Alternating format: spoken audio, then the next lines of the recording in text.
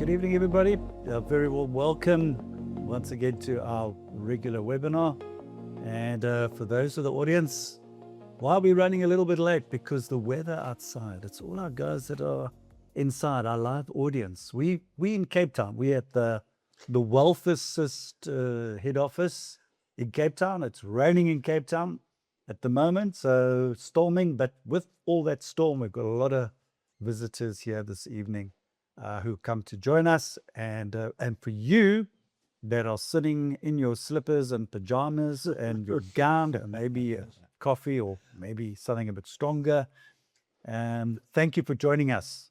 And I can tell you that tonight, certainly you're going to get massive value from this discussion.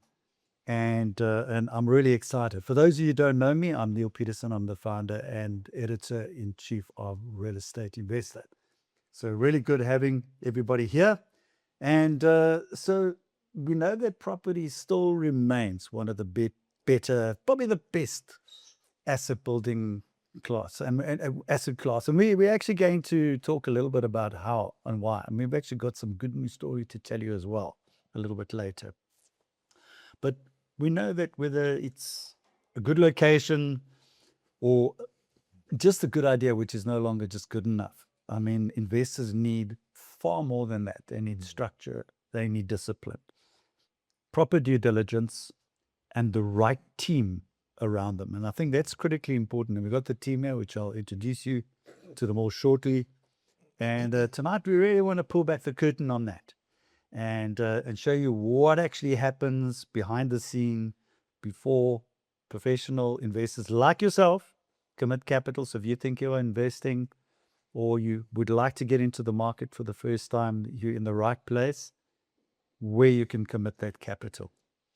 And so our whole thing tonight is inside the deal, how smart property investments are structured.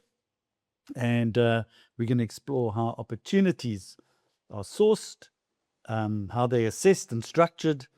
We're also going to look at what mistakes investors make, why relationships, market intelligence, and risk management have become more important than ever. The market has changed. And so we had to share the good ideas that you can implement in your strategy.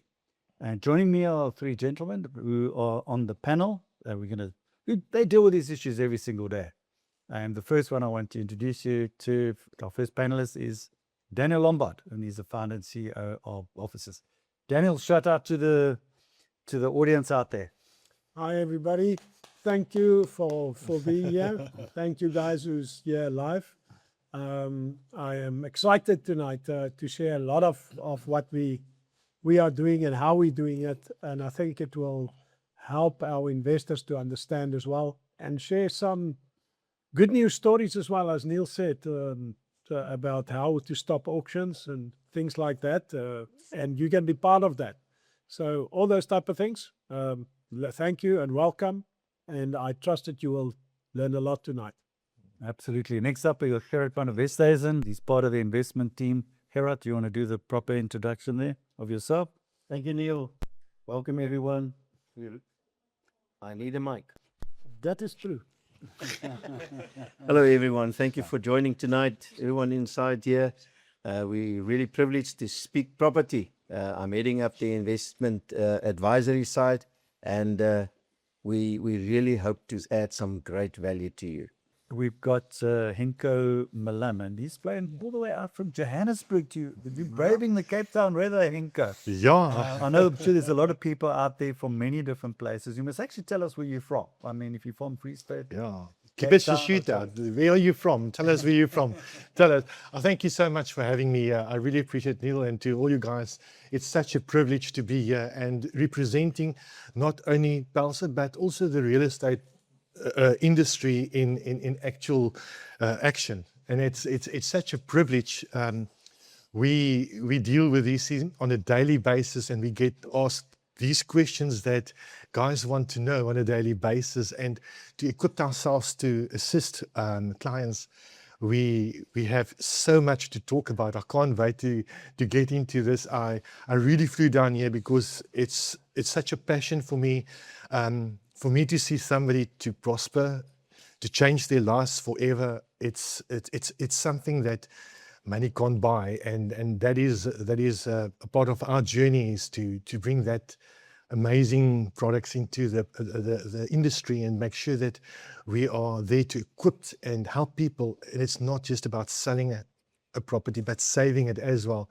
There's so much more to this, and we can speak 2 days on this Absolutely. topic. So No, I'm very excited. Thank you guys for having me, and a shout out to all the guys out there. Speak, ask questions, and utilize us. We are here for a reason. And I always say, if a real estate agent is not making you money, delete their number. They are not part of your future vision and where you're going. Yes. Okay, excellent. And yeah, and on that note, on the 2 points, the first point is obviously questions, ladies and gents. Please don't be shy. Submit your questions. Yeah, it's very We're dedicating, I think it's more than half an hour certainly to deal with those questions. And so we want real life cases. We want real stories. If you've got questions, please fire away. You can do it right now if you're not sure. If you can do it later, you can do it in a half an hour. You can do it just before we started. So please, I encourage you all to engage. That's what tonight is all about. And then secondly, we've got a fantastic good news story. And this is really what these webinars are actually all about, and these events. And just recently now, and of course Daniel alluded to it, and that's why he's lost his voice and he's all wrapped up, and because he's been traveling a lot, and also he's done some really, really excellent stuff. And I'll give you the top line, and Daniel will go into just a little bit more, because I think it's very important to open with this. And the reason is, this is what this is all about. So what has happened is that Wealth Assist stopped an auction, and you can give us all the numbers just now. And what's happened is that he saved somebody on that side, and on the other side, an investor has also got an opportunity to get a good deal. So there's a win-win scenario. So I want you to maybe just tell us that story, because it's so fresh. It's just happened right now, Daniel. Yeah. Share it with the audience, because I think it really demonstrates what Wealth Assist does and what Wealth and Real Estate Assist does. It Yeah, technically I think does it it's, just in that story alone. Tells exactly what you do. I agree. I tell you, I was as Neil said, I was traveling a lot. And you know, when you work on these things, you think if you work with it every day, that you stop stressing on behalf of the real estate owner, you know, and you actually don't, you know. So when you do it, I mean, and I know that the investor is online in this webinar as well, that helped us in this transaction. And there was a few others, as Gerard will confirm, that also jumped on it. We received this lead, I think it was Thursday, was it? No, Wednesday. And we reviewed it on Thursday on the risk committee. We jumped in. It was a lady, she's 81 years old. Property would have gone on auction this morning at 10 o'clock. The value of a property is about 5 million. She owes about 800,000 on it, and was looking for somebody that can help. Unfortunately, not everybody knows about us, and she ran into an attorney who actually referred her to our CFO, and he said, well, here's somebody that just see, maybe they can help you. And we jumped onto it. I must tell you, and it's I don't want to even call it just Wealth Assist, but Gerard will say it's really what this team do. You know, that we have got power partners that's involved. We have got our attorneys in this case have done probably 60-70% of the work, worked very hard for it. Nights, doesn't matter. Payments were made on the weekends and things like that. And then you have the kind of stressful situation that up till, I think, 9:30 this morning, the auction was at 10, we actually stopped the auction officially. well done, eh? Fantastic. And, I asked the attorney, can you please just get that confirmation from the bank? and words was just, this is really stressing me out. So even they, in their function, even if we do everything that we have to, it's actually so exciting. Fantastic. And I tell you, when I felt really horrible last night, and I said to this morning when I woke up and that auction was stopped, I said, now my spirit is back. Yes, And wonderful. this is what we're here for. Exactly. Such a great story. I mean, and the property was valued at 5 million and Yes. 800,000 on the bond. I think that's very important to say. Yeah, they would have And, lost. but the property would have been sold within seconds. Exactly, I mean, yeah. and there were people lined beachfront up. property, Exactly. those type of things. Wow. Well, there you go. Yeah. So, so I I think know well there's done. a few. I know Yeah. there's a few guys who probably at the auction that was not so excited, but the rest of us are very No, excited. absolutely. Well, look, so this is, I think this in itself just demonstrates to me, what Wealth Assist is all about and what they can do. First of all, on the investor side, where the investor will get the benefit, and I think secondly, where we've saved, and that's what we call impact investing. Great. So, Daniel, I know you've got some slides because very important. We need to really understand where the South African property market is, and a lot of things have shifted, and it's really just the shift in the market. I mean, for example, interest rates is going up, and I reckon there's going to be still another 0.25 because there's a bit of a lag in the data from inflation and that kind of stuff. So I don't want to, sort of take away your shine, and I know you got No, some great thing, but maybe you can set the scene for us just in terms where we're at right now on the South African market. Thanks, Daniel. Over to you again. Thank you as well.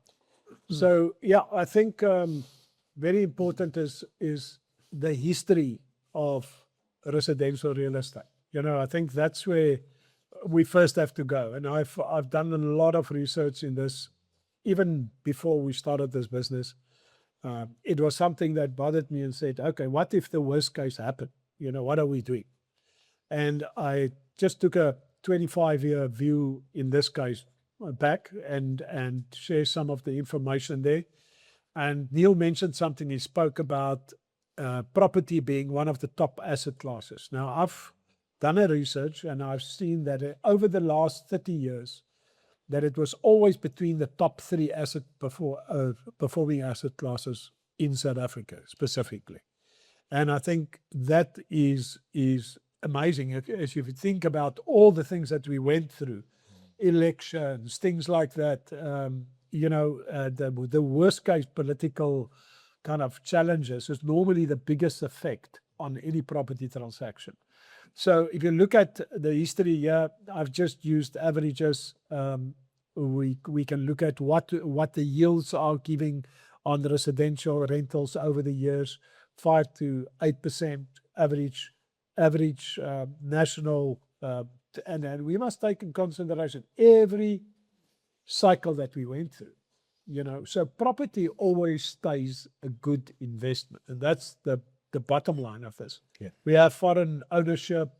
If you look at the worst case, and this is very important when it comes to wealth assist products, you'll see the highest drop over the years was 10% in the market value of properties. That's average. Please don't go to specific areas like Rustenburg when the mines closed, or then there was temporarily a far bigger drop, but it also came back and things like that. But as an average, if you drop 10%, and we don't buy properties higher than 75% of market value, you are immediately secured your capital already, which is it's very important. So I think those type of things, if we look at that, property over the last 25 years was an excellent investment and still is. Okay, even when it doesn't do so well in certain stages where there was quite a large drop in capital growth, things like that. So if we then look at what's currently the strengths, urbanization, a high rental demand. We've got 42% of people in South Africa, of the credit consumers, that can't buy property. So what do they have to do? They have to rent it. They need a place to stay. Okay, so that rental demand, consistent capital growth due to migration, and now we migrate back and others that migrate to George. As you have experienced, the developments there, I've been there 2 weekends ago, it's crazy. International investment demand, regional business hubs, where people don't want to drive that far anymore, that type of thing. And if we look at also what is the current stats and the various people like TP and PayProp confirms, what are we looking forward at this year, 2026? Okay, so we're looking at 4.5 to 5.5% escalation in rentals. We're looking at 4.5% to 9%, depending on the area, on capital growth. If we look at that, those two together, we are somewhere between, call it 8 and 12% net returns, okay, which is really not bad. It's inflation beating, all those type of things, and it's good. And then obviously things like the National Treasury at this stage are looking at a growth rate of 1.6%, and obviously the housing shortage in South Africa. Guys, if you really want to understand, we know about the rules of a free market is demand versus supply. We have a major issue in South Africa that our supply at the moment of new developments maybe 100,000 units, okay? Just in the affordable price range, we have a 2 million shortage of residential property. So when are we going to catch up? Even if we build 200,000 a year, new students came in, new jobs are created. So that demand will stay there, and therefore property will definitely be, always be very importantly, a good investment in South Africa, and it's proven that over the years. What sectors and types are we looking at? I think that is important. Affordable and mid-market residential price ranges where people can rent properly and can afford it. Residential properties and nodes with strong employment, schools, transport, don't want to travel so far anymore, buy in a hub. The well-located sectional title areas where there's security, etc., and specialized, and this is where I want to stand still just for a moment, specialized defensive property themes. If you look at Airbnb, multi-lets, those type of things, and our alternative distress or impaired property market, it is far out performing any of the traditional models, okay? Yeah, I'm not saying you can't get a good buy-to-let. Yes, you can, but then you'll have to search and you have to find it at the right price. Otherwise, if you don't buy that profit, you're going to have a struggle with that. You understand? So from that perspective, definitely, if you look at those returns, what they've done over the last 13 years, we were very fortunate that our products is structured in a way which Gerard will touch on a bit later, in such a way that our returns have always been 16.95% and upwards over the last 13 years. That's remarkable. Through all cycles. And I think that's important, but it's all because of what we are here tonight on. Why is it like that? What are we doing differently? Because we're not doing all kinds of guru stuff or something that people think we do or do funny things. No, it's not that. It's just the way that it's structured. Yeah. And it's probably doing the simple things right. That's what it is. Yeah, absolutely. So I want to share also some interesting stats, I think, just for our audience, because, we always remember there's all these different asset classes that we have, and everybody always challenges which is the biggest one. And I've got these stats online, and it's basically the value of each investor category, because we get pulled into different sectors, and real estate's worth in the world is equal to $393 trillion. That's the value. By far and away, number one. It's even double to what bonds are. Bonds are valued at $150 trillion. And then we've got stocks. So stocks is only valued at $130 trillion. Private equity at $20 trillion. Gold, $20 trillion. Crypto, only $4 trillion. So we talk about this, being the big, all these, fancy stuff coming in or what have you. Commodities, 20 trillion, silver, 2 trillion, hedge funds, 20 trillion, and cash and money markets, 10 trillion. Just to give you just a It's interesting if you look at the traditional markets and how it still shows where the traditional market trends goes. It's unbelievable. From me coming from the Sambo Bank years to see the other trends keep on going. It's unbelievable. So just to also take, what Daniel's point Yeah. said in terms of if we just start looking at the demand for real estate, I mean, we got a major shortage. It's So that unbelievable. obviously ticks that box and makes so much sense. So if you're looking at real estate, guys, you're in the right place. And this is really what I want to say. So Henke, we're going to go over to you now. You're going to talk a little bit about the investor mindset. And there's a lot of things that you have to take into consideration here. So do you want to take us through? You know, you guys have such an interesting topic here. And as Daniel yourself is speaking, and I didn't even get to Gerard yet, I just want to speak about this and this and this. And I want to just bring in examples I get on a daily basis. And again, thank you so much for this. When you, as a estate agent, are ethical and you are qualified and you are certified and you're doing your work properly, and you have your intro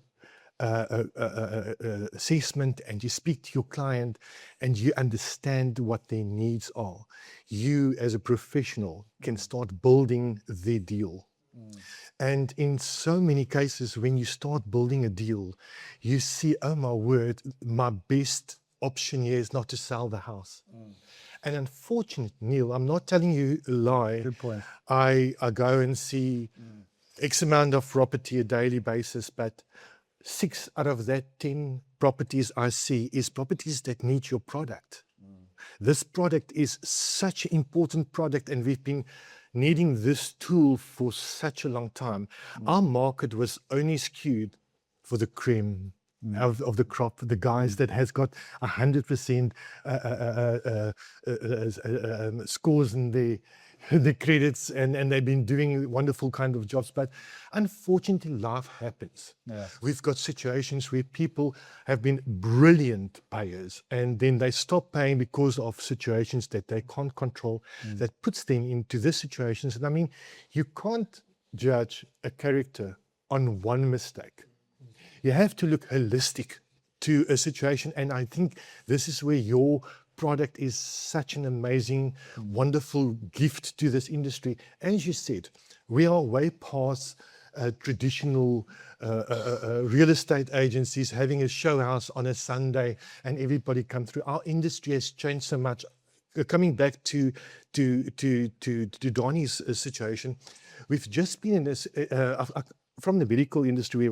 I mean, most of the guys that commit suicide is 45, between 45 and 50 men, and it's the financial strain.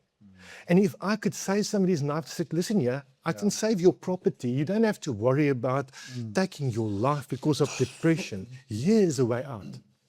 It's such a life-giving gift that we are actually giving to people, and then being in this market. So sorry for just touching that, but to get back to where the people come to me and say, listen, I never knew I can actually buy a property now. Really, I've been working for 60 minutes for a year. Never thinking that a guy that does drive on the scooter every day can actually have a house. And then we show them you can actually make money with your house. And this guy says, how can I make money with my house? I just want a place to stay. And once you've actually opened somebody's mind into this wonderful industry that we are, and thinking that you've got an industry that you can actually make money on the tail end and on the front end, this is a brilliant thing. And you get a guy that says, yeah, I've got 100,000 rand and I would like to get into property, but who do I trust? Who do I trust? I mean, in today's life in South Africa, the economy and what happens in South Africa, you have to be very careful before you start sitting around somebody saying, I'm not buying a bread here. This is my life. This is something I'm going to spend a lot of money and years on paying, and I have to have equity. So we really look at giving somebody value, looking at the real crux of the situation and building somebody from there. And lots of people don't know what is the implications of actually investing in property. Doing your due diligence, knowing exactly what is going to be expected of you, I can tell you, a guy that just walks in here and tell me he wants to start investing, 9 out of the 10 times he's going to fail because he hasn't got the tools and he hasn't got the information of how property management change. It's such a dynamic industry. You've just mentioned with the CPD points and how you do your workshops and things. We get trained and changed on a daily basis to be able to equip the person with the right kind of information on a daily basis, because we have to give somebody a future. We have to give them equity. So you can't just tell somebody figures from air. You have to know what you're talking. And coming back to that, I actually went through some of your figures and I was astounded that you actually did a hell of a good work. I actually like doing a bit of background work, and in this case, I must tell you, I was astounded, especially coming from Sambo's life line. I mean, I'm talking in the 90s, you know. Yeah. And I remember in the building industry, building society industry, talking about properties on then and how it changed to today's life. So when we get back to the mistakes investors make is to think you can do it alone.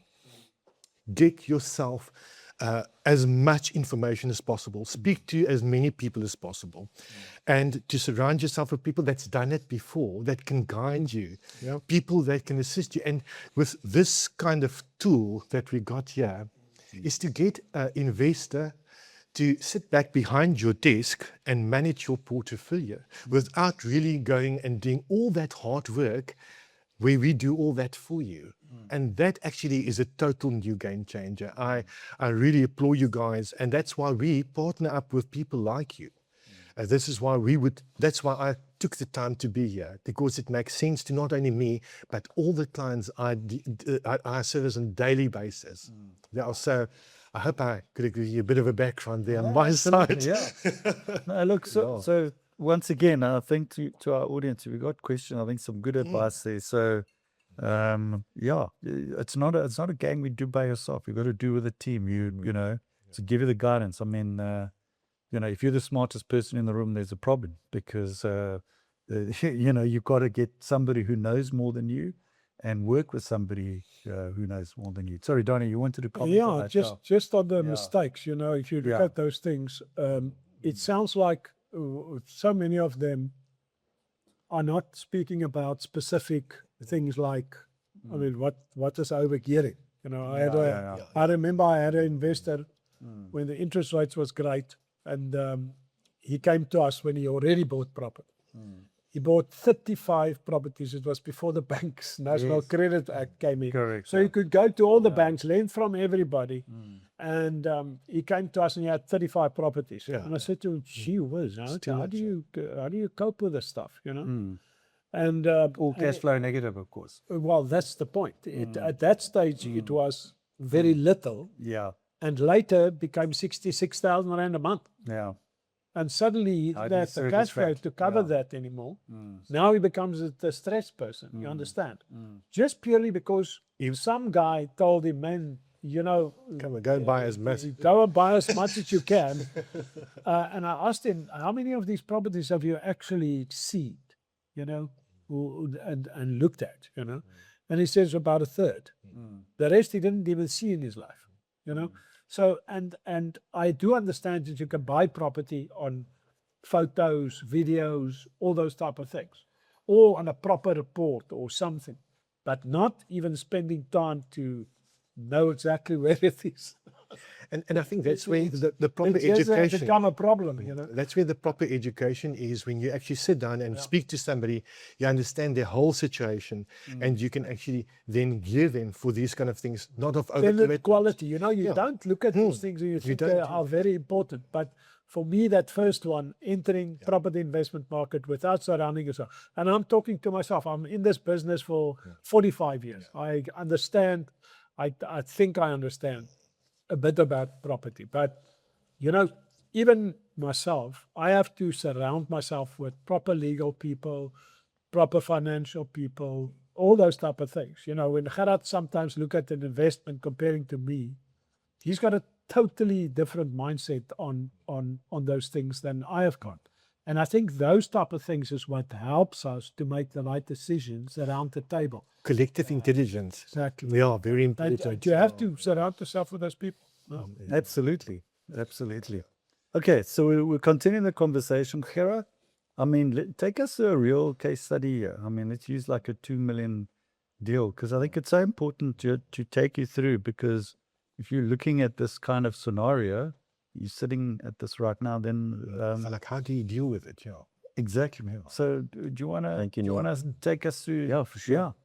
All right, so this is an actual transaction that we did about a year ago, and I would need step one. Is it step one? Yeah, well, that's it. That's it. Ah, Thank you so- very much. So this is not something that we did, on the back end. It's a real transaction. So I haven't mentioned any individual's name here, but first step when you start looking at any property transaction is risk mitigation. How do you do it? What's the first portion of that? Looking at your exposure compared to your valuation. So in this transaction, and that's what we do as a standard operating procedure, we use an independent asset valuation. So we either send in a registered property valuator to go in there. In some of the products, we cannot use them. We actually send in 3 estate agents with our documentation, not theirs. And we give them a structure, and depending on what they're telling us, we either throw it out or we use it. And sometimes you get 2 of the 3 back, and you know exactly, there's a track record, all declarations has been made, but the one is clearly a youngster.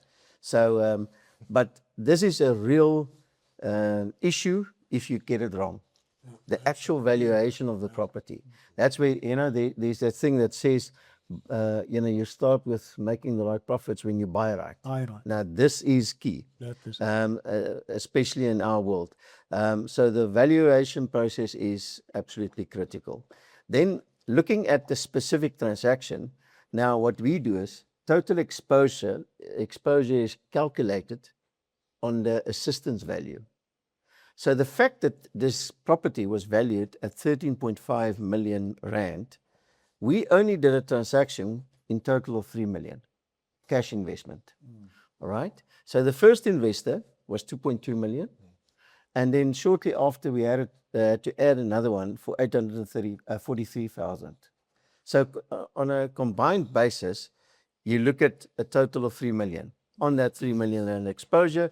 And that sort of sums up what we do. We never go higher, Daniel has mentioned it, than 75% of market value. So that means in this case, breaking down the actual exposure percentages, you look at a combined exposure of 22%. Now, the big thing is, the lower that value, the lower your risk. Obviously. That's just how it is. Because you're actually building in a 77% equity buffer. And that's actually really the sweet spot. it sounds that sounds good to be true. Why? stories, you know. Well, why is this so important? Because if we have to force sell for some reason, we have quite a buffer of our. Now we won't sell this lady's house for 6 million. That I can assure you, because legally we've built in the protections for them as well. And as Daniel was always saying, is we never kick them while they're lying down. Not when they come to us, and not even when we have to exit in a for sale scenario. So there's limitations. But I think that's step one, understanding that your value should be right and your exposure within that. Step two. Just before you go to step 2, I just want to just add something, and it's something very interesting in the property industry. If the auntie was sitting on the floor and washing it and she bled, it doesn't mean that the house is 200,000 rand more worth more. It's just emotional value. And it's so difficult. I've got a client that's so upset with me. I did a valuation on 2 properties and she thinks I actually insulted her. And it was so beautiful when I explained to her, it's nothing personal. No. It's looking at the value, looking at the market, looking at what you've put in and looking at the returns over a long period that gives us exact value. And it's not something we just suck out of our thumbs. It's a real calculated amount. And I hope she's better now, not upset with me still, but it's nothing personal. We just try to be ethical and true in this. Yeah, but what you're touching on it's is your structure of doing the due diligence. So we've got another guy. He's got a beautiful West Coast property. I just wanted to use that. You wanna use it? Can Well, you believe it? you're Well welcome. done. So I was saying, I was thinking about this deal, and we had this guy's very low exposure. At the Very moment, low. probably the same kind Yeah, of same. as this one. And he came to us and he said, and he wants to sell his property. Yeah. He just wants interim help. He's got a challenge now. Okay, and even with this lady with the auction, they want to sell eventually, just not under duress. You understand? But this guy came in and he says, and he was marketing his property at 13.5 million for 6 months already. And when we did our assessments, we came to 11 million. Okay. And we said to him, look, this is your value. Yeah. And this is your quick sale value. This is what it is. And he refused to drop his price. So we said, in that case, we can't help you. Because the bottom line of it is, we can't go into a transaction knowingly know that we are not able to sell this property in another 6 months. You So have to have when we go equity. into the deal, to have we equity. already know there's going to be a problem at some stage because the time will run out. We won't have this property sold. Why would we invest in it? And it's a great deal, guys. I mean, the exposure is probably 30% of it's that much, okay, of the total value, if it was even that high. Yeah. And we just decide, sorry, we have to walk away. So I think the summary of it all is the fundamentals must be right. Yeah. So, and to not being lured in is the word when it comes to that. So, looking at the next step, your security, contractually, your protections should be in your agreements. So, the first one, in this case, we did what we call an installment sale agreement. That's according to the Alienation of Land Act 68. Now, I wasn't aware of it a couple of years ago, but the reality is, when you go and do an installment sale, it's one of the best ways of buying an asset in South Africa. What we do is we register a recordal against the title deed, and it is really a strong one. So that's what we did in this case. Secondly, the bond position. Sorry, I just want to add that just for security's sake, we also already signed all the transfer Oh yes, documentation. yes, correct. So that if there is any default or strange thing happening, we'll take transfer of that property. And security for the investor. It's like immediately there. Yeah. Without going into the detail, but just remember, an installment sale is a sale agreement of their properties. So they're selling it, but under certain conditions. So in this case, we had a bond of 462,000, which we settled. So in other words, there was a completely unencumbered property. You are now the bank. There's no other layer that we need to fight through. In terms of the cash that we put in, because make no mistake, in property, you need cash and cash flow. You need both. But you need to be securing it. And in our case, we've got a 3 months deposit on trust in this deal, 171,000, and we've got a 9-month rental held on trust, and we call it a rental warranty. And that much, so it's about 690,000 that's on trust. And we just claim on a monthly basis, which makes this critical because, I mean, remember, we are buying properties, but we're doing business with people. And the rentals. And when it comes to rentals, it is an absolute critical element to protect your cash flow. Sorry, I just want to add to what you're saying here. There's something which I just studied today again. I looked at the latest TPN, PayProp data, and where they specifically spoke about the rental, good standing rentals, currently at the lowest level. Now, what more do you want than a 100% guarantee for my full rental term? Yes. Then there is no default. Yeah. There's no chance for a default. Where do you actually get that in property? You don't care. Yeah, in my mind, we've taken out the financial risk 80%. So looking at the income, in this case, the lady had a rental, a tenant in it. And we had cession of that lease. And then where we can't get cession of that lease, we will have a direct rental agreement with the real estate owner. So that gives us, in that session, for the income from the real estate investor, we had all rights to the cash flow coming from. So she's not living in it, which takes also quite a bit of risk away. Yeah. So I think, in our case, we do a triple net lease, which means that there's no unexpected expenses. And it's critical in terms of this. So this is an actual example. Step 3, just So I just want to add there, this is where I spoke to Daniel earlier.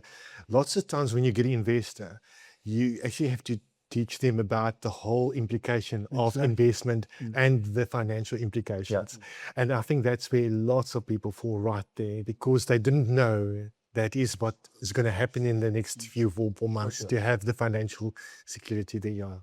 No, there's no doubt. I mean, I think ultimately, until you've lost some money, you don't know what you're You will talking not about. back that in But this stacking, is yeah. valuable. Trust us. Yeah. So, what we further do, we look into detail about the actual location. Everyone says location, location, location. But in terms of what we're doing currently, the actual profile of the real estate owner, the person that you are going into negotiations with, doing agreements with, is actually just as important. So we go into the background, verify all the information about their employment status, their income type, their lifestyle. The lady says to us, "No, I haven't got a gambling problem." She says, "Well, on your bank statements for the last 6 months, we can see 3,000 rand withdrawals every month." No, it's only when I'm under stress. I'm just using this to... Okay, but this is a problem when you have to do a deal with you, and you need to buy back in future. So we look into those things, and credit score, bank credit, spending habits. We do a budget before, during, and after for the individual. If you cannot assist them, we don't do that product. So, but that is actually part of a normal process when you go into property for the long term. Into the specific type of property, the zoning specifications, security, current rental and sale. You spoke about TPN. We had this one client applying and we said, "Where's this? I haven't heard about this town." And then we suddenly realized from a Cape Town perspective, it's like Melkbos. It's just in Durb in Natal. And he says, "Oh, but look at the figures. There's a rental need of note." So suddenly we look differently on the actual property itself. So Very, very true. I must tell you, from my point of view, sometimes a little place that looks run down, it's a square building, it's a little commercial building, has got so much returns to a 3-bedroom house somewhere next to the sea, that place outshines in returns year in over and over and over again, because it's just at the right place. It's where the traffic is. It's where the student needs to stay. It's exactly a industry. It's a money making magnet, but it's an ugly little building. It's such a successful building, and people might not look at it as a jewel. Buying is a problem. well, what is just basically what you're confirming is that It's not looking always at the location. numbers, Yeah. not every property is an investment. Yes. Absolutely. But the numbers will confirm whether it is or not. So in our case, contractually, we've got a 12-month term in this deal. The exit strategy is in place legally. It's not a emotional decision. In 9 months, she will either provide us with a mortgage, pre-qualification, or the confirmation of the cash. So the sale mandate of her property is actually signed when you sign the OTP. Yeah. If you look at the period of 12 months, it's so short. If you look at somebody's financial demise over years, to sort it out in 12 months. Yeah, that's what I mean, that is immediate action. To get somebody back in 12 months and have that security, it's absolutely amazing. It's unbelievable. So just the last step that I wanted to just mention, and step 4, what they then did is the original, in terms of their income, their original income for the first investor was 25,700. The second one was 9,800. Combined, it was 35,000, which means it was at that stage a 14% per annum on that deal value. Now, what we do is we sign and fix the rate when you sign the OTP. So that means in this case, it was still when the interest rate was much higher, and they really benefited from it. Currently, it's about 12.5%, so it's prime plus 2. but you'll see then on the capital growth side, now we don't write in the contracts 4% or 14%. We actually write the rand value. So any attorney picking up this agreement will actually be able to tell you how much you are still owed. So it's a contractual predetermined settlement in the agreement. So in this case, they would have earned 37,000 per annum, but in the new deals, because of the lower per annum rental income, you'll have up to 6.5%. Gross return is 18.5%, less our external buyer's fee. We always try to get 70% or just below. In this case, it was 16.75%, which gave them a gross return of 510,000. All right. So making sure, without any doubt, what your returns will be. It is not an estimate. It is a calculated forming part of the agreement. So lastly, looking at the process, a documented basis for decision making. When we go into agreements, into deals, we provide a summary of what this deal is all about. How you get in, what the legal basis is for it, how you get out, what agreements you'll have to sign, and you have evaluation, different kinds of evaluation, inspection reports, maintenance quotations. If we go into a deal, we know we need to spend 250,000. There's sometimes 3, but more normally 2, not less than 1. Maintenance quote. The actual contractor was there. When we bring it into the feasibility, we are not unsure because we've got a professional evaluator. He said it's 300,000. We go in with the maintenance guy. We can do this for 250, and we match it up, and then we know what the cost will be. So in our case, I can just say, tested agreements. That's a foundation. If you haven't got the right agreements, don't go into the deal. Contracted service providers that you can trust, that you can actually get. I mean, spending, we laugh. He always says this, we will never be copied. No one will spend so much money and take so much hours to get to this point. But we do. And the fact is, if we don't, there's so much. I mean, we were going into this one deal and signed off. We were about at risk, on the risk table. And the attorneys gave us this, but listen, there's something about an FMB security against the deed. No, there's nothing. We went into that. The guy stopped paying 7 years ago. And he thought the bank has written it off. And he just didn't remember it initially, and then he didn't acknowledge it. But going to the banks, they said, oh, thank you for bringing it notice. He's selling the property. Even the bank hasn't got it registered over the title. They just picked it up on some endorsement or something that was there at the stage. And it just shows you could have ended up trying to buy this property. The value of the deal would have been about 700,000 to 800,000. This issue with FNB was 290,000. Yeah, So it's changed the deal. Yeah. Boof, klar. So you would have signed, given guarantees, and at transfer, someone like FNB would have said, wait a minute, it's my turn to take some money here. And it all fell flat. So I can just Diligence, I just want to put in there. Go into the real estate investor website. We've done an article. The era of casual property investing is over. I can tell you. Go and read it. They've got a what do you call that? Which version was it? It's two months back. 2 months back is that guy. Find it. There is a place where you can get it and read about how property investing has changed, because you are definitely in the right place. It's the right asset class, but if you do it wrong, it can really hurt you. And I just wanted to make mention. I think it's a nice headline. The era of casual investing is over. And I think that really sums up everything. The whole thing, For sure. Okay, so moving on. And once again, I say to our audience, please fire away with those questions. I see we got quite a few questions that have popped in already. Please fire away with your questions. We want to deal with it in the last session. So Daniel, I mean, this question we actually demonstrated right at the beginning in terms of sourcing properties. And I mean, maybe, and I think we explained it when we used that case study, where you saved the auction. Where did the deals come from? And how did the deals come? And it comes in the whole impact investing process. So maybe just talk Touch on that, through, you know, the investors, because you obviously have other stock, you've got other properties Yeah, that you. I think yeah. the Neil, the big thing, thank you, is how we do it and what effort does actually go into this. Yeah. And I think that's where a lot of investors. I want to ask actually, what are you paying for that what we do? If you really think about it. Okay. You're paying a buyer's fee of 1.75% per year to use my service. I can't afford to work for less than 5,000 rand an hour. So how would you afford me? This is the way. And that's important, okay?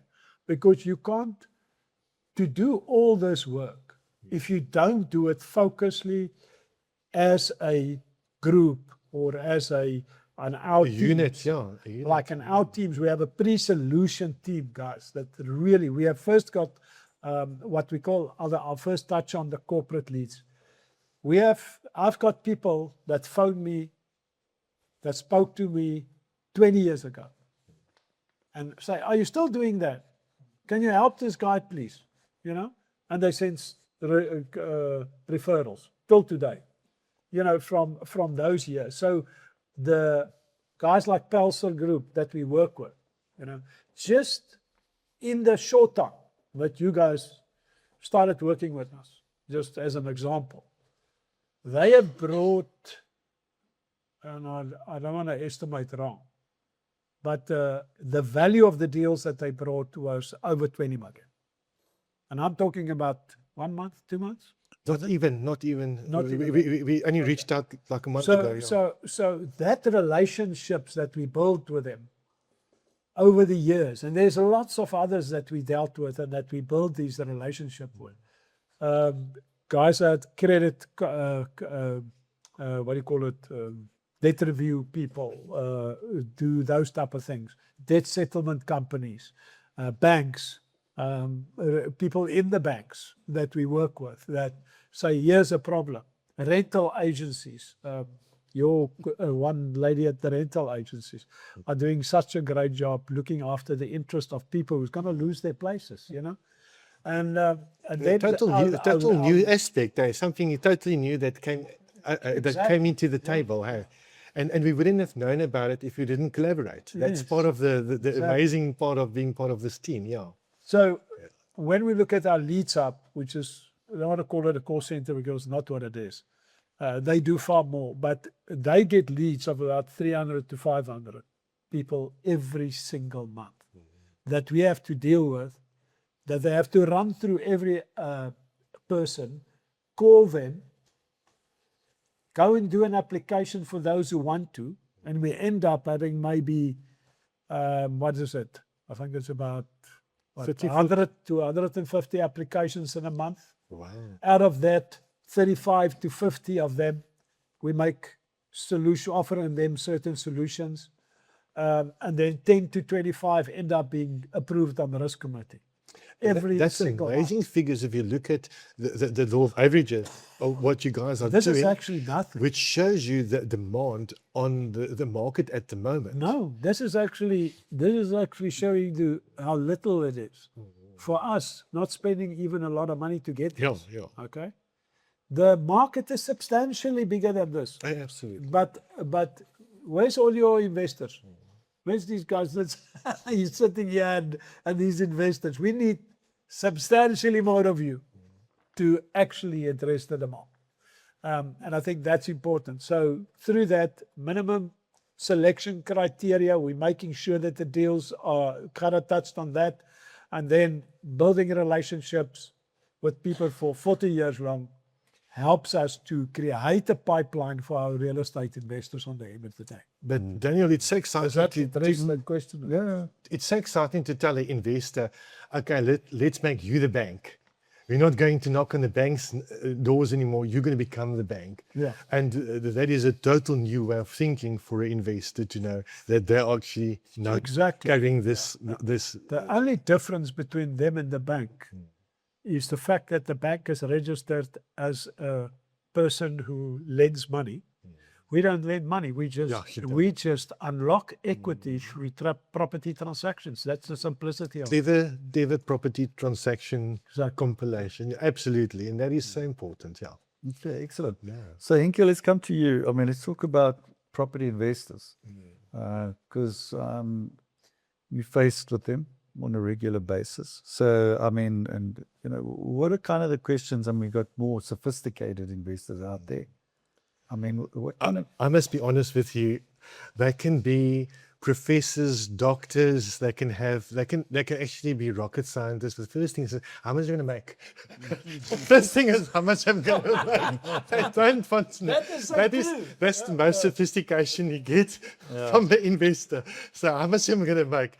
So yeah, that's unfortunately the real cracks at the end of the day. Yeah. And again, to educate your investor, a proper investor, because lots of investors are actually buyers. They become property owners, and they start seeing that their property actually can work for them. And to do that mind shift is an amazing thing. And there's only that's what boggles me. You know, you can speak to 20 people out there, and 2 or 3 guys would understand that their property can make money for me. Yeah.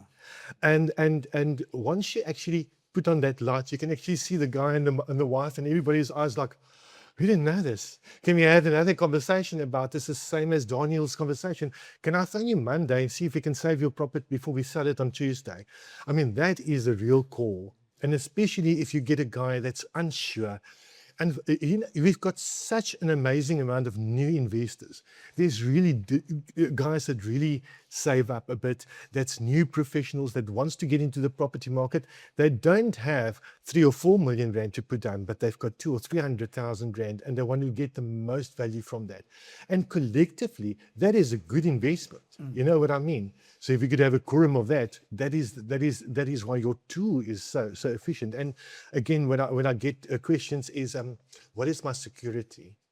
Before I knew this amazing group, I said, you know, guys, you have to do your due diligence, make sure that you are with all the places that you should be and registered, and make sure that you do all your management. But now I've got a tool to say, listen here, you've got a whole group of guys walking with you. You're not alone. You're not alone. And to turn this around is like such an amazing point. Really, really, really. And every good agent has got like 10 or 15 good investors that stands behind them. And they want to see where you move, where's your next strategic move, and where you introduce them. Because according to their capital gain is how successful you are. That's the end of the story. Those investors, I think it's very important. Those investors, if you don't keep with the trends, and you're not on top getting them the right returns, And that's why it comes back to your first answer, where it says, then I move to where I make the most. yeah, who can spend the most money? It's just like it is. Most- It's an investment. It is an investment. So your tool is so dynamic and so pliable in the industry, and you can customize it for each and every client's need, Exactly. which is so unique. This is why it's a win recipe. I would gladly tell all my guys, just call you guys. Overs get overs. We don't have to go through all these steps and all these growing pains. You can just enjoy the real property investment there is in South Africa. Yeah. excellent. Gerard, so we were talking about a little bit earlier about the purpose in investing. Yeah. But if we go a little bit deeper into, I mean, how important is your cash flow, your short-term cash flow, your passive income, and then also, I mean, from a longer-term perspective, your wealth building. Yeah. So maybe you can take us through that sort of process. I think looking at risk management, and sometimes we think about risk management when we're in a deal, but it's actually not the case. You actually need to start looking at risk from the first moment of doing your due diligence. Because I think what we found, and that's a lot today, is that how do I get access to a deal? Secondly, how do I get access to the right deal? I just wanted to say that I Because it's something else. And what we found is that most people have no idea how to do a due diligence on any property investment. So from an advisory perspective, we assist in that manner. So that's definitely the one thing. The second thing is, you speak about cash and cash flow. I have seen numbers. Trust me, as one guy always used to tell us, I can make you rich in a moment on an Excel spreadsheet. No, yes, that is true. And I've seen spreadsheets of other guys, clients bringing spreadsheets to me, and then I say, look at the spreadsheet, and I says, where do you get the numbers? Yeah. Because it's manipulated. Get the right information on the table and be conservative. You know what I've seen, Neil? I dealt with a lot of developers.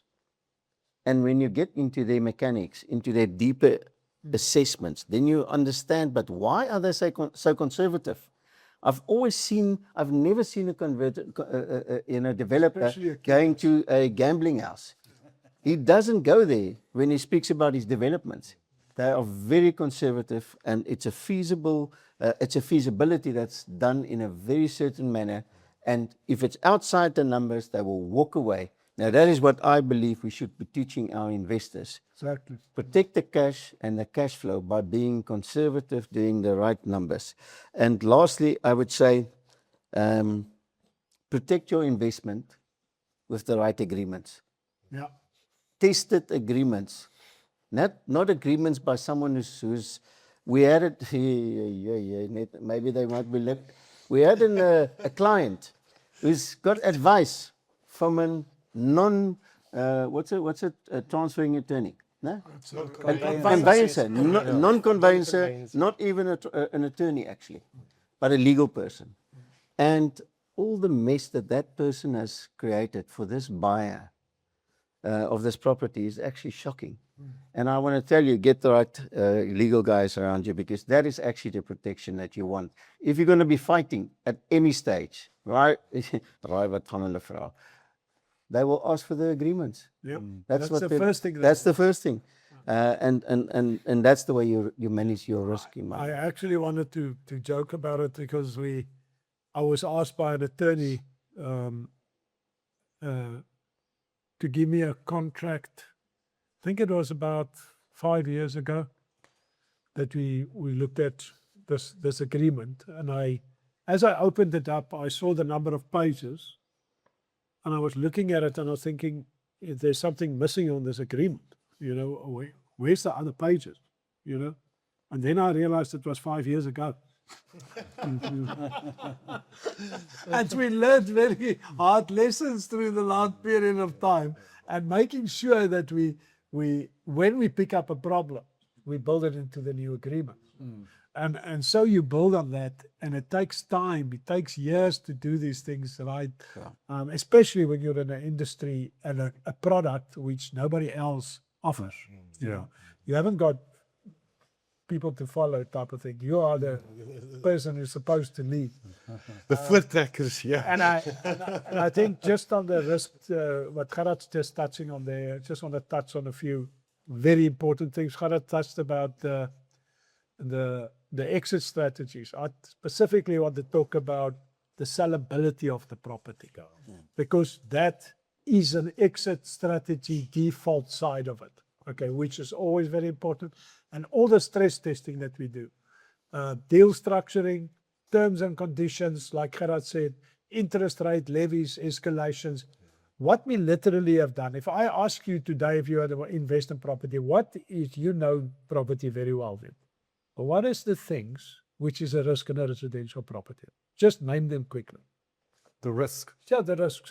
What can happen? Well, the biggest risk, I think, is what people overlook many times is maintenance costs. They forget about maintenance. Exactly. They don't even factor that in many cases Right. into So the in our property. case, what we did is we Then took compliance. What about compliance? What about Exactly. electrical compliance? exactly. What about Big expense. gas compliance? Yeah. Yeah. And we found that even when people sell a property, because maybe they're forced to sell it, they find that they actually lose their equity even more They didn't because the and who's liable for that? It's the owner of the property, the seller. You are saying yes, very true. Sorry, sorry for interrupting. In Bloemfontein, we had this explosion of student accommodation. Everybody was into student accommodation. I mean, I'm telling you, it was crazy. And as a professional, you have to give your client that information and tell them what is the compliance of being a student accommodation. And once you do that, What's the then risk the to answer the is, do I really want to go into student accommodation? Because it's more expensive. You've got young kids banging on your doors and and utilizing your property differently than somebody that is more let's say family on family orientated. So obviously you have to make and you've got clever tools for that. But great example there. Yeah, definitely. I don't know if you want to add some more just on sort of investor mistakes that you see. That is definitely on the investors' mistakes. Is these guys that do not know that the financial long-term implication, short-term implication, and then you get municipalities that change their rates and taxes and things overnight. You've budgeted yourself for something, and all of a sudden, the interest rate goes up.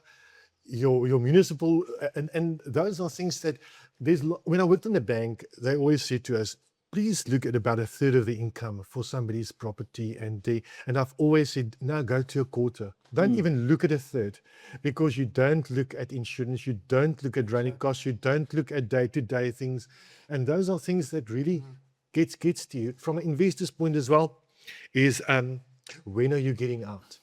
Exactly. That is a very, very important question, because I want my money back. Absolutely. To work again. And that's okay. I'm going to take a little bit of a turn up because it's already 8 minutes past.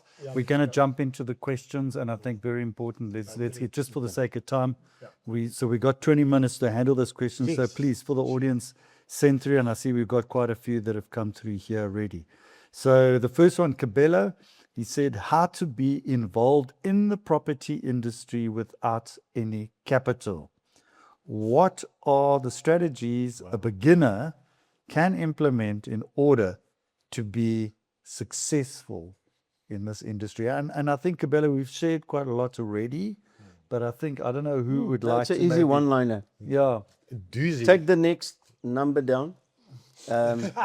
Just contact us. But he's got a point. You know what I'm saying is, I doubt, and I always love to use my children who's qualified, degrees, working for 7 years already, earning a good salary, at the age of 25, but not enough. They will tell me, because the minute I do the numbers, they tell me I can't afford to get into property, even though I'm earning a good salary.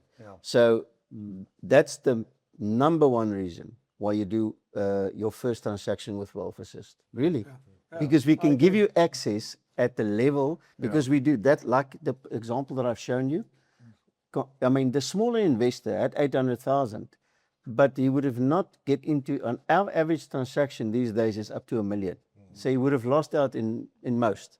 But because we do co-investment, even on finance deals, I had an investor that could only qualify for 300,000, and I wondered what there's not even a single room that I can sell to him.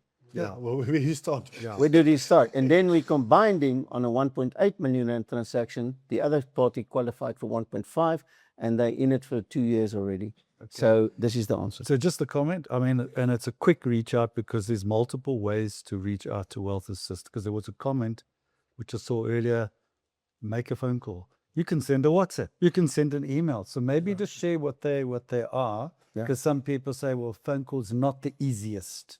So maybe there should be something. There's going to be a QR code at the end that they maybe can just use. But let's put it up now. Give it more than one. Oh, give it more than once. Give a WhatsApp number, give a telephone. I think just be accessible through multiple. Is there an info at Wealth Assist or a? That's good. Next one. Oh, is it that one? Yeah. Oh, there's the website. There's the website. Okay, take my number down. How's that for a bold statement? Yes, that's it. All right. So my number is 082-454-7641. Excellent. Great stuff. And I think that's, your WhatsApp works, right? Your WhatsApp works. It works, It actually. does. It No, works. for sure. So there And we I'm one go. of those guys that actually answers every WhatsApp. Right, there we go. Okay, Anonymous says, what is your opinion on storage units in a business park where business rent unit thinking long-term 10, 20 years? Okay, well, Anonymous, we're not talking about that in this particular one, and I think it's a different category, and there's a certain strategy they can follow. I mean, there's a lot of opportunities in that area. I don't want to go down a rabbit hole of that one. I think we all get comments, we all get thoughts. They were very successful investors. There's many options. We can maybe give there a number to get one of your estate agents to help you with that, because Yes, that is more absolutely, yeah. just So, speak to a so qualified generally they are very good investments as far, I mean, once again, it's a more specialized understanding that you're going to have to get of that market sector. Just wanted to say. And so once again, don't go in blindly and just say, yes, go for it, and then start investing in it. We don't want that to happen. The key with storage Yeah. is different than with any residential. It's always got a demand issue, but where it's situated, accessibility, Location. the location is when it comes to this, and obviously the rental Critical. escalation per year, as like with commercial. Absolutely. It's critical to see, is it a 10-year lease, is it a 5-year lease, Yes. who leases, all those type of things before Yeah. you buy it. Just make sure that There's you- also shortage. And don't underestimate the management Well, yes, agent on 100%. those deals. those, They are playing a much more critical role on placement. on placement of that, Of yeah, that- you of place that it unit, empty for yeah. half of the time, Yeah. and then suddenly it becomes like Airbnb, or that's not Exactly. run properly or run properly. Exactly. So Anonymous, I think, and there's also these units you can buy which are very cost effectively, which can be managed. So there's many options. So I think reach out to any one of the team here. We can talk about that. Next one is NJ says, how do individual investors get involved, and what is the minimum investment required? They're talking about with Wealth Assist. Yeah. I think actually what you see on the screen most likely, I'm sure, is Wealth Assist that goes off. You'll see a start button there, start investing. It's easy. We'll set up a meeting with you. We'll have an initial 15 minutes discussion, understanding what you require, what we can offer you. We do an onboarding process. We do a pre-qualification where required. Believe me, after 1 hour, you'll have a road ahead of you on how to invest. I just want to touch also there on the fact that when you have a mortgage ability, so you credit rich, you can be cash poor, as long as you can qualify for a mortgage, you already can proceed to do investment. Our deals are cash positive from day one, so it doesn't be a problem. And then secondly, if you've got a small cash amount that you can combine with the credibility or credibility of somebody else, and you put the cash in, and you do collaboration. we can also do that. Okay, excellent. Sia Vuya says, not a question, but a comment. Based on my understanding of what I'm hearing, your solution is heavily needed out there. Yes. Many distressed owners and many uncertain investors. Definitely listened. Not enough investor. But a very unique product. Yeah. So thank you for that, Sia Vuya. So I think you need to send her a bunch of roses. Yes. Yeah. And a high five. And a high five. Yeah. All right, now Kagiso, can you guys explain vendor loans in property and how can you use it to your advantage? I have to say, I have to review and see what it's about, but I have no knowledge, specialist knowledge in that. And I'm so glad he asked it, because I thought I knew something. Now I know not everything that I'm We supposed still to. have to learn about vendors. Sorry for that. I haven't come across. No, look, and I think there's multiple sources of getting loans. I think really that's the point, because there's different, and I think you've got to understand what's the conditions of those loans. You know, when you're going to have to pay it back. It's a loan. Exactly. So all you really need to look is the structure of the loan, what's the period of the loan, what are the securities you're going to put down on the loan, and when do you have to pay back? And I think that's really, so this is how you start taking it apart and deconstructing it and to its bare basic to say, okay, I understand what I need to pay back. And at what interest rate? Very important. Most important. I just want to add something to what you just said there. When you look at a vendor situation, Yeah. vendors are situated to specific criteria, policies, and procedures, and Yeah. they have a set rules and structure. And before you can attend to that, you have to see if yours can interlink with that, because sometimes you are not allowed to actually. I just want to take a typical example, like in the law, the national credit regulations, I can't lend money to you. Oh, you can. No, I can't. Oh, please I'm do. not allowed. we are not associated. Okay. Oh, I thought you wanted to give me a few rand. We've got a willing buyer and seller over here. So the key of it is, if I actually do a deal with you and I lend you money on a deal, okay, It changes. and it's even if you're a private person, I have to unfortunately register you with the National Credit Regulator according to that. And then I can, even if you get declined, your first deal you can lend money to the other person. But even if you are declined by the National Credit Regulator, the first one will go through. But that's why I'm saying it's the same with when there's regulations when you apply to vendor lend. And then just something on the previous question that you just said now. There was a very interesting question is who can start investing in property? If you have been working for 6 months at the same company and has got a constant income, you can start talking to us. Yes. 6 months. For sure. How much? And you will not believe it. A guy from 60 minutes qualified for a flat in Bloemfontein. I helped him with student accommodation. That boykie is now got a house for 75,000 rand a month income. We changed it to a big house, and he reinvested. He's doing his degree now, making a hell of an income because he listened. Yeah. Just thinking, I'm doing 60 minutes. Really, you are an asset. You can go so far. Yeah. Don't look down on just being a guy that does delivery for Mr. D. Yeah. Really. I just want to ask our live audience here, does anybody have a question? We won't, because we'll prep you now.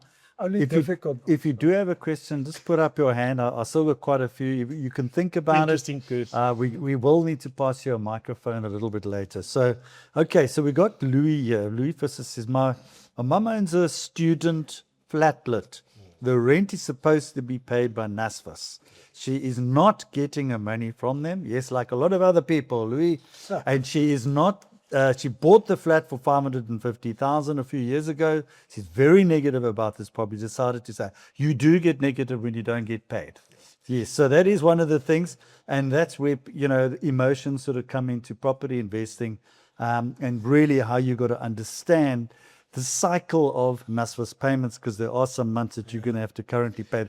What's happened is NSFAS has really been put under administration at the moment, and we're hoping with the new leader, that thing's going to change, and payments will be more consistent. But that's the question not finished. So currently it's worth 750,000. She bought for 550.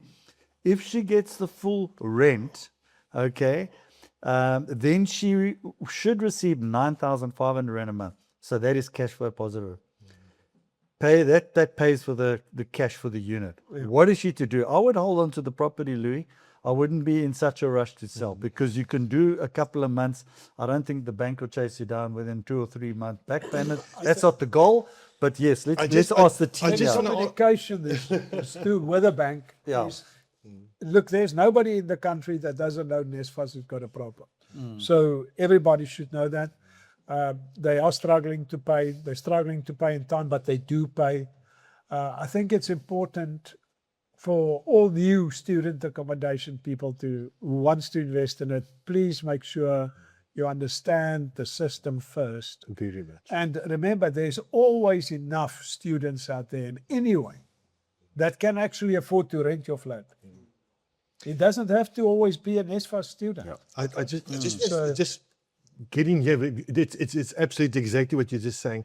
When we do education for people that goes into that, we tell them, NSFAS is an entity that looks at the students it's got, the amount of money it needs, and it then allocates. Yes. It's very, very clearly tells you that it only starts allocated at a certain stage, and it's normally after March, sometimes March, only in April, June, because they need to know how many guys are there, and you're only getting 10 months. Yeah. They're not paying you for January, not December. Those months is months that you can do Airbnb.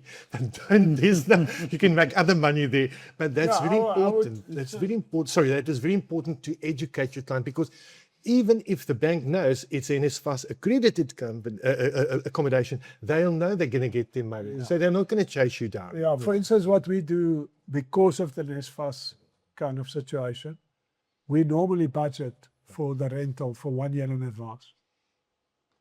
We put it in the equity deal. It's already there. It lies on trust. You don't have to rely on it for the first year, and from there on you start and you sort it. Yeah. Yeah. So, Louis, I think you got some good advice there right across the board. John Ruth asks, I'd love to know more about the referral partners, ambassadors, and property professionals. I think we can get to that a little bit later. You can share it. I will give you that opportunity. Anonymous says, I have 500K cash to invest. What do you recommend? Call Gerard.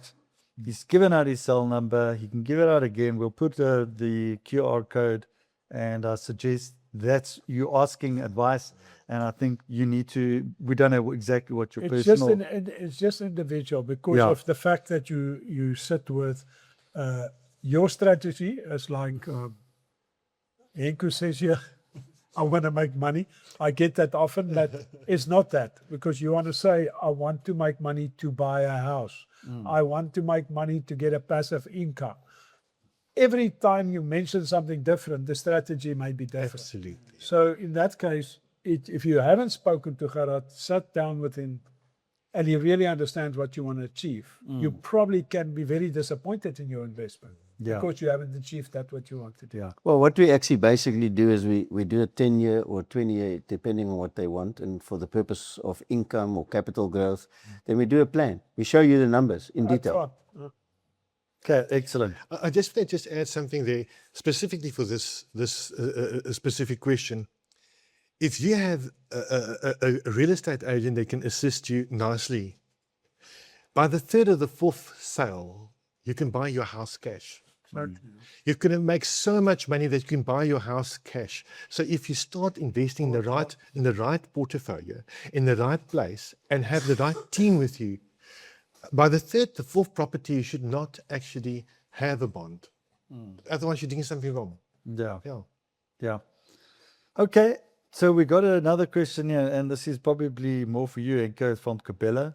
And he says, what is the compliance required if I want to be a property agent? Can I start anytime and start selling property? Or is there some legal requirements that I have to go through? Kabila, I really want you to phone me, and anybody that wants to become part of become a professional property practitioner. There's so much work. We cannot get to all these houses this gentleman talked about. There's too many houses for all the...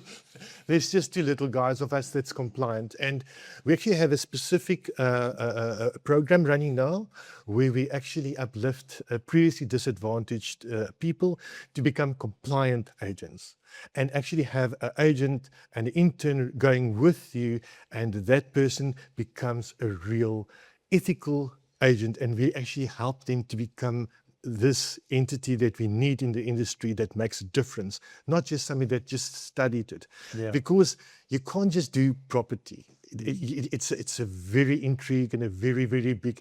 I mean, you're a parallel legal advisor, so you advise and you refer. You're a parallel financial advisor, so you refer to the financial guys. So you are in the middle the whole time, and you need to know what you're talking about. Again, you're not buying a bread. Especially, it's not. You're not it's buying not a bread. this. It's not the same anymore. So these guys has to be educated properly, so that they can give this kind of service to our guys tomorrow. And it's not difficult. It's not difficult. It just takes a lot of time, a lot of dedication and passion.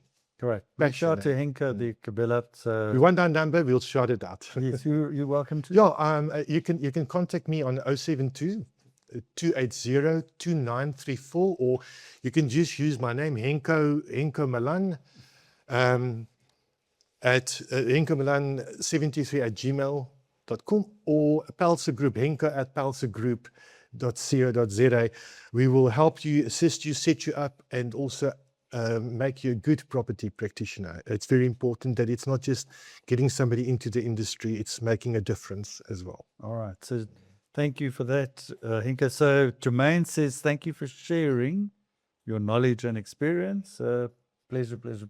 Thank you very And much. could you guide us in South Africa how we can use life policies as collateral Wow. rather than tying up our own capital? Anybody? Gerard, I see you. Yeah, so I'm sure that they've read something online because in South Africa they've changed the laws. You cannot have any life policies anymore that's got what they called cash values. So in other words, there's equity in a life policy. I call them piesangskoolpolisse. So it is policies that's there for life risk, but you cannot use that any longer in South Africa. No. Okay, great. I want, I think maybe Danny, you can just tell us how the ambassador program works, because there was a question about the referral partners and how they can participate in your ecosystem. And I think that's the final question. Then we need to close, unless we have a question from our audience, our live audience. Okay, there's lots of eats afterwards. So if you see, guys, if you come We've live, got if you're in guys here Cape Town, that's supposed to be very difficult guys. Yeah. There's investors here in the floor, which told me before they've got 500 questions. So now where are they? Come on, guys. Mr. Bolly, I'm speaking to you. You should have sent out your wife to send the questions. But I think we've covered lots of them. That's why he's so quiet, because he's like sorted out. So while Mr. Bolly thinks about some questions, there's two basic ambassadors that we work with. Like in Pelser Group, they have real estate owner ambassadors and real estate investment ambassadors. So if you bring in, you can register as either or both. All right. So like in their Pelser Group, they registered for both. So that means they get their own landing page, all their leads goes on there. If you feel that you're a corporate kind of person that can supply certain leads, etc., then you can do that on that basis. So from our side, that is the two ways. And obviously what happens with the referral fees, like in the real estate investor side, it's when you bring an investor to us and you're the first person that introduced them to us, just know that you can continue earning every time that investor do a transaction. It's a recurring income. You can build it up. If you at a stage have 20, 50, whatever investors that you refer, you are really earning a lot of money without doing anything. And we're doing most of the work. You will do some work, but very little. And we have got standard agreements for that. So please participate. Bring your investors. You can see what our returns are over the last 13 years, and what we do and how we do it. And then at the same time, you have the real estate owner and the ambassadors. Maybe you're an estate agent. You are doing a lot of running into real estate owners who can either keep their property, or if not, we can fix it, upgrade it, sell it for a higher price, those type of things, so that it helps the owner, but it also helps you as the agent as well as the real estate investor in the process. So standard fees as well, unfortunately, not reoccurring, except that that person turns over to an investor, which is obviously part of our whole idea that we're doing out there. Excellent. That Rana, sums definitely. it up. Excellent. Okay, so what I'm going to do is 30 seconds from each of you, just closing comments, closing thoughts, everything going forward. Henko, we'll start off with you on the edge, and then Gerard, and then Daniel. 30 seconds. Thank you so much. Once again, thank you so much for the opportunity to be here. I'm so thankful to have learned so much tonight here again. And to all the guys out there that wants to get into property, that wants to invest, that wants to understand property, please use our service. It's free. We can come to you, we can talk to you, we can help you to become the property investor, the property owner you want. We've got the right tools and the right people around us. And for us, it's to get you Where's guys. your mic, sir? Oh my word. Sorry, guys, did you hear me? Let's start again. Okay, so let me just redo this. Sorry, guys. You've got 30 seconds. I'm doing that 30 seconds again. Just once again, thank you very much, guys, for everything here tonight. Thanks for allowing us to be here and being part of this panel. Please, if you want to get into property, speak to us. We can be there for you. We can go through the whole process, show you how to get into this, and we've got the right tools and the right people behind us. And everybody can get into this.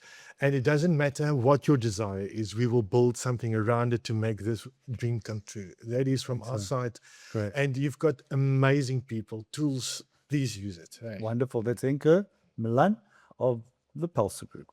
Okay, right. Gerard, your closing thoughts, please. Thank you, Neil. So I want to just invite you to our next webinar, because on the board there's a formulate your relationship with money. And I never understood this, but if your wealth creation has no purpose, you most likely will make different decisions. And your asset allocation will differ. Your approach to how much risk you want to take. Your FOMO, fear of missing out decisions, will be all forming part of it. So I want to just conclude and say, at the end, there will be a QR code. Please come and join, because what we will show you is how to make sure that your product solutions for investment in property lines up with your purpose, and mindset of how you approach your investments. I'm sure that you will learn quite a bit and understand yourself much better. Excellent. Daniel, your final thoughts? Yeah, I think for me it's always, guys, I sat with a family member the other day, and I was saying to him, he asked me, so everybody should invest in this, and it is actually true. Yeah. Everybody should. But I said to him, but when are you going to start investing? And we were chatting about it, and I said, oh yes, by the way, how long are you working? Oh, for so many years. Okay, what's the number of return amount of money that you earn average on that basis? Okay, so much. So you could have qualified for, call it 5 million, 3 million, whatever it is, 1 million. Okay. So you lost literally the 7% in between for the last 15 years. Let me just quickly show you what you lost. And he was our investor that stopped the auction. So the action was quick. Excellent. And that's what I want to say. Don't waste your time getting involved in real estate investment. Go for it, get it, do it properly, surround yourself with a team, make sure that they understand the market, doing a good job, de-risking your transactions, buying at lower than market value, and you will definitely end up having a good real estate investment experience. Great. That's Daniel Lombard with Gerard van der Westhuizen on Wealth Assist. And ladies and gents, for our live audience, thank you very much for joining us this evening. And to our online audience, please reach out, for those of you, to the Wealth Assist team. If you've got any questions, they will assist you. There's going to be multiple. I think next time we're going to put up WhatsApp numbers, info, and everything, Yes, okay. not just the telephone line, so that there's multiple ways, and they're very much contactable. And I think that's quite important. So, I mean, really what we've heard today is that property isn't just about luck. Okay, it's about getting market intelligence, about getting the right team. It's about understanding risk. It's about the right structures and the relationships. And it's certainly more complex than that. So I just want to thank you all for joining us again, and hopefully you've walked away being a little bit smarter. As I say, Charlie Munger said, just wake up a little bit smarter than you did the day before. And I think it's such a wonderful statement. So hopefully you've walked away with something, but most importantly, take action with that knowledge that you've learned. And so once again, thanks to the Wealth Assist team and to everybody that's joined us here tonight. And Neil Peterson, have a wonderful evening, what's left of it. Hopefully you can start looking for those deals and talking to the Wealth Assist team over here. Thank you very much. Until our next webinar, which we'll announce shortly. I know there's one on the 29th of July, which is up on the board right now. Also, come and join Real Estate Investor. Go to rei.co.za and come join us for all the different webinars. So whether you're an agent or whatever, we've got a number of educational events, webinars, and a lot of content that you would love to have, including the Wealth Assist team. So thank you very much once again, Neil Peterson, along with the Wealth Assist team, signing out. Thank you for joining us. Goodbye. Have a good evening.